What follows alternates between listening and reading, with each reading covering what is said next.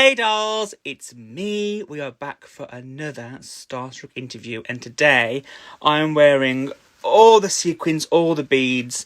I have my gin and tonic to the side of me because we are here to talk to Harriet Thorpe. Let's see if she's here. Yes, she's here. Let's add her to the conversation. Here she comes. Waiting. Connect. Hello. Yay! Harriet Thorpe, you absolute dream. I'm wearing my sparkly kimono. Darling. I have my gin and tonic here. You. How is your day going? Yeah, I literally just Wonderbirds is a show I'm doing live. Literally just finished now, and literally changed my earrings and came straight here. Oh, Harriet, I'm literally a little bit nervous. I am such a huge fan of Harriet Thorpe. That's heaven. So let's dive straight in. I have to say, Harriet, you wear costumes so well, whether it be on stage or on the TV or in films. I love, like, say, Madame Morrible and Vera in Mame and Fleur in Absolutely Fabulous. What would you say is your favourite costume that you've ever worn? I think the most extraordinary has to be Morrible, because the intricacy, the lavishness, the beauty, the lines, the cut of it was so extraordinary. The whole imagery of that woman was so wonderful. I was so honoured to play her. And I think they were the most kind of decadent, extraordinary costumes, and I adored wearing them. And I think costume is so much part of who we are, isn't it? As whether it's in real life or on stage. There's the strength, the front, the confidence to be ourselves or the character. Completely, but the last thing I saw you in was Mame, and you had some glorious costumes in that. I absolutely adore them. They were absolutely sensational. And again, it was all that glitter, grandiose.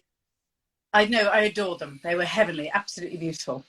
And of course, you had the iconic line, "Someone's been sleeping in my dress." Obviously me. Is it true you can still do the splits? Yes, dear. Yes. Next. Harriet, you've so much back, and you're such a supporter and an ambassador for so many charities and good causes. Say if me and you met at the West End Flea Market, and you were to find one piece of theatrical memorabilia to keep, what would you love to find? It would be a fan of some kind that I could be. Yeah, it would be a fan of something. I remember, I mean, I have them whenever I can on stage as a character.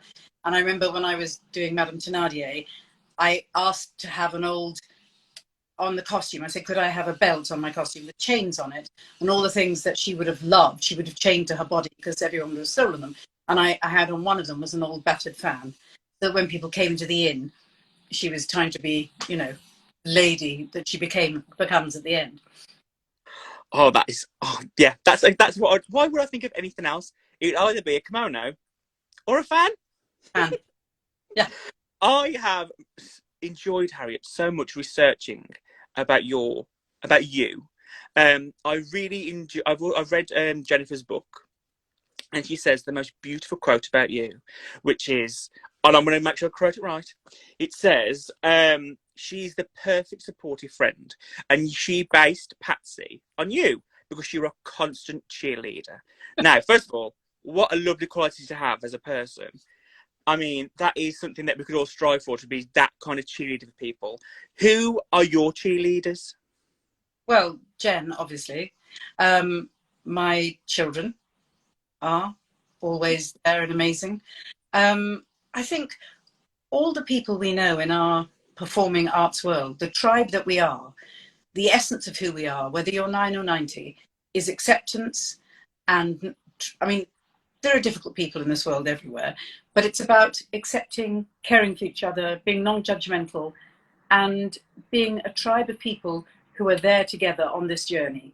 And to me, that has always been the essence of the theatrical world, and they're the people who we have each other's backs. Completely, completely. And obviously, you were in Absolutely Fabulous.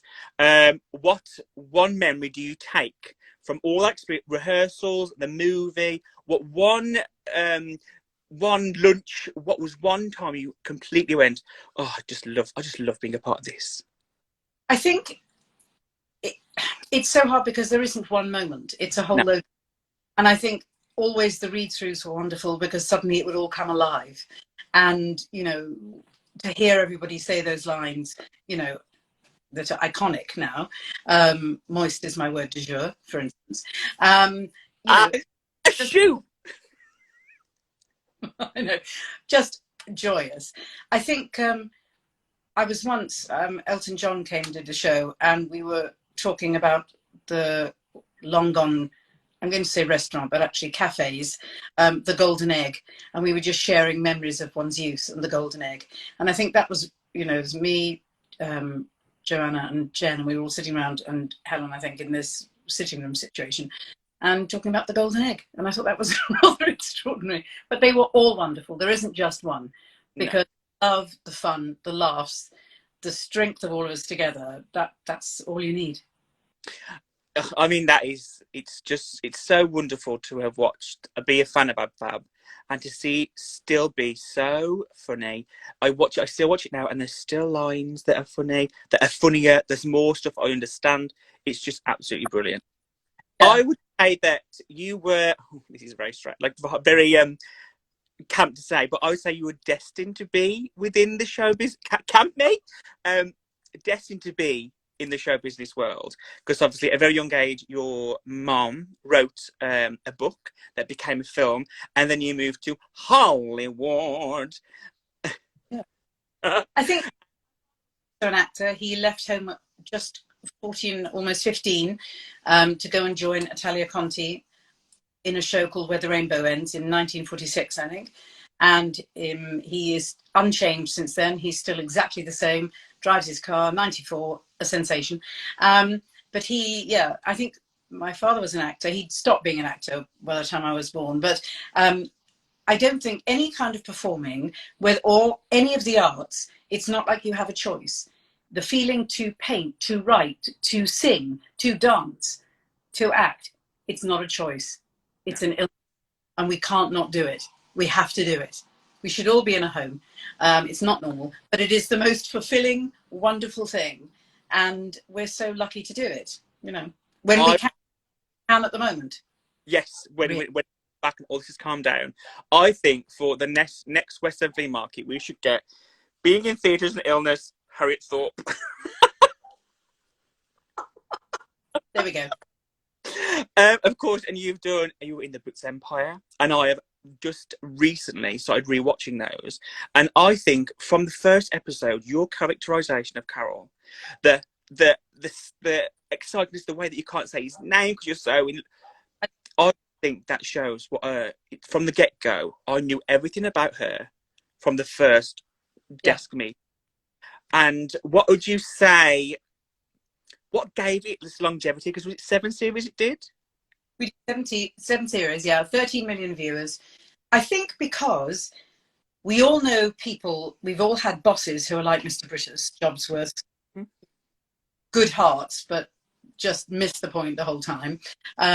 We all have that community of friends when we club together in any job, wherever you're working. And when I was a waitress, there's a unity with whatever you do, with the people you work with. Coping with a crazy boss who hasn't been there. We've all been there.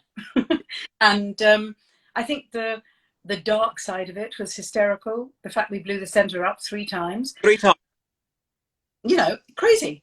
And, that was so joyous. I think the fact that the 2 boys clearly lived together and loved each other. Britus was unaware, but it was never really mentioned. It wasn't important. It wasn't important that we had to make that. It was accepted and fine. I thought that was amazing. Every character was beautifully crafted and had a funny thing, whether it's Colin with his wounds or Mrs. Britus with her drugs, or various people. It's just blissful. I mean, all of them just such fun characters to play. They really are, and it's I have, whenever I know that you're in a show, I always trust your judgment, and I know that I'm in for a good time. Ruthless. Okay, me and my friend Ruthless on a Sunday afternoon. Yeah. I knew enough about it. I left with, it was unbelievable. It was so camp. Your song, Third Grade, just brilliant. How did you find being in such a dark comedy that was pretty much loved by everyone that saw it? You can't ask for more. I mean, you've got the comedy stuff, you've got the dark stuff, you know, it's such a twist at the end. It's so brilliant. The characters are also tortured. I mean, want. I've never been an ingenue, surprisingly.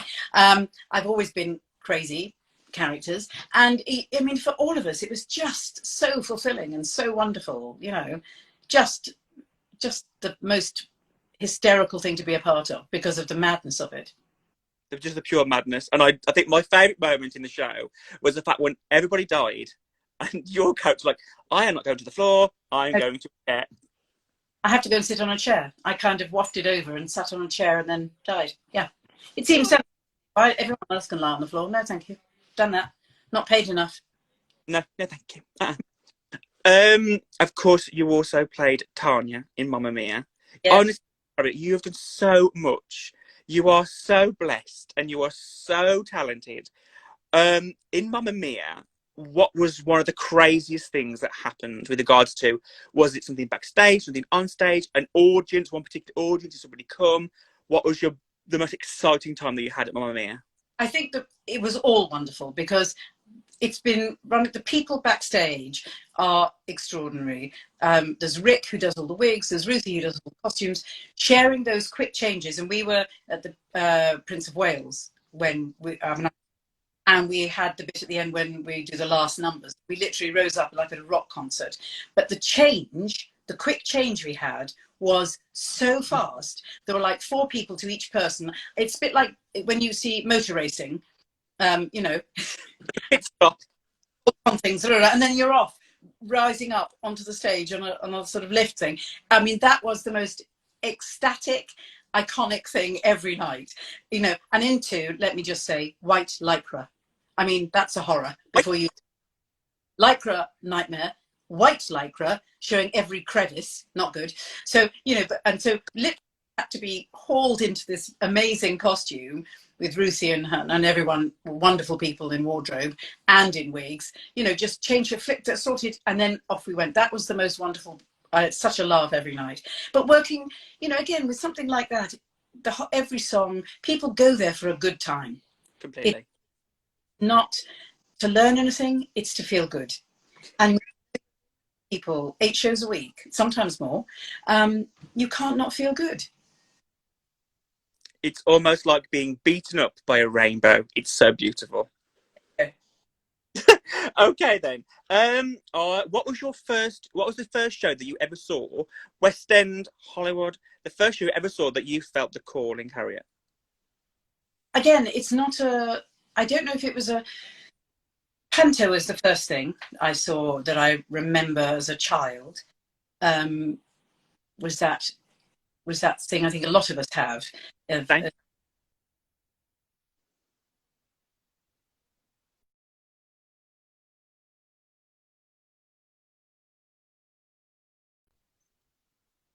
Harriet, are you there? Oh, she's back. She's back. She's back. Right, I'm there. I don't know what happened then, darling. Into the ether. What was I saying? Yes, I think Panto. I did Panto in Bath, which was wonderful. But I think that, as I've said many times, my first recollection of the calling, as it were, was when I was trying to make my little sister laugh, and she was a few months old, and when I got her to laugh, that feeling of connection, of fulfillment. And so I think, like I said, it's not a choice. No. It's something you're driven to do. And I don't know if you'll agree, but I feel like comedy is like music. You either hear it or you don't. Yeah. And you hear it and have funny bones. I mean, it's just perfect. Joyous. most. What is your most memorable on stage mishap? It doesn't have to involve yourself, but that you've witnessed. Well, I've had several, as you might imagine. I think, obviously, I'll drink for that. um, there was a show we did at the Now, sadly, in this last lockdown gone. Nuffield Theatre was my first rep, and we did a lovely musical then, and we had a live Shire horse on stage who, as I've said before, one night obviously just had a poo, a very big one, in the middle of a scene. Why you would bring a giant horse whose poo is going to be vast, you know, every night. But anyway, we shared that moment. That was lovely. Making up some Shakespeare at Regent's Park once when I was in the middle of Cymbeline. I was playing the evil queen, of course, and I knew I didn't know what the next line was. I knew it wasn't plot, and again, people think actors do forget their lines a lot and kind of just make it up. And I looked around at my colleagues and knew I didn't know what it was, and then I just said, and they looked at me because it was supposed to be my line. I went, and therein lies the end, meaning you do it because I don't know what the F I'm saying. So I that line, and hopefully nobody was reading the play as some people do. Yeah, we just went on with the scene, but everybody gave that lovely look. When everyone goes wrong on stage, you just go, oh, okay, that's lovely, yeah. And so there's many a time and oft, those lovely things happen. Yes, with Sam Holmes, he and I were going on stage at one point. 40 Samuel Holmes. I adore him. He's so talented and brilliant and funny and clever and multi-talented. We were both making an entrance in Crazy for You as we were playing brother and sister, and I got hooked onto a bit of wire, and literally he just saw me sort of fly backwards as I was walking on stage. Yeah, get him to tell you. Oh, well. So Harriet, I have a time machine and 2 tickets to any play or musical. What are we seeing? Oh, we got 2 tickets to go and see something. Yeah. Time machine. Okay. Oh God, that's so unfair. I have no idea because there's so many. I'm just racking my brains going, what? There was, it could be a movie or it's got to be a play or a musical. You choose. With the time machine, we can go and see whatever. I would like to be on the set. So we have 2 to sit and watch Betty Davis do Now Voyager. Oh, that is such a good answer. Not, but if it was my choice and you were my guest, I think we'd go and see Streisand in Funny Girl at the Winter Garden. Yes, that's amazing. Yeah, absolutely. Okay, then let's do some quick fire questions. What would you say is your favourite musical? No pressure at all, then, obviously. What's my favourite musical? I don't know. Oh, I think anything by Sondheim. I think. Oh God, that's so unfair. I can't think of anything. They're all lovely. Any sometime. Yeah. Okay, let's go straight to the quick fire questions. Stephen Sondheim or Andrew Lloyd Webber? Stephen. Play or musical? That's not fair because a play can sometimes be a musical play with music. So touche. Okay, she's Harriet Thorpe. She can say what she wants. Hot or cold? Hot. Walk or run? Walk. Dance or sing? Dance, I think. Give or receive? Give. Meat or veg? Veg. Night in or night out? What's that, darling? Sorry, night in or night out? Night out. Coffee or tea? Coffee. Lily Savage or RuPaul? That's unacceptable, but Lily Savage. Cats or dogs? I've got both, so don't even make me ask. Or answer. You can ask, but I'm not answering. Hug or kiss? Kiss. Night or day? Night. Bernadette Peters or Patti LuPone? Patty. And the last question for this lovely interview, Harriet, is what will be the name of your autobiography? Hope with Harriet. I mean, Harriet Thorpe, it has been a joy. Thank you so much for joining me. I'm such a huge fan and I cannot wait to see what you do next. Well, And I'll tell you a little bit that Hope with Harriet is something I'm planning to do, to re-interview some people I've interviewed in the past. And I'm also doing a series of stories called Stories for All, which are absolutely, whether you're 9 or 90, they're stories for you. oh, I love it. And Harriet, if I was ever a producer, the first thing I would do is I would do a revival of The Drowsy Chaperone, and I would give you the role of the Drowsy Chaperone because no one can mince around the stage in sequins and fringe and not spill one drop. No, dear. Not one. Harriet Thorpe, what a joy. Thank you so much for joining me. It's been a joy. Thank you, darling. Bye, Harriet. Darling. Bye. Here now.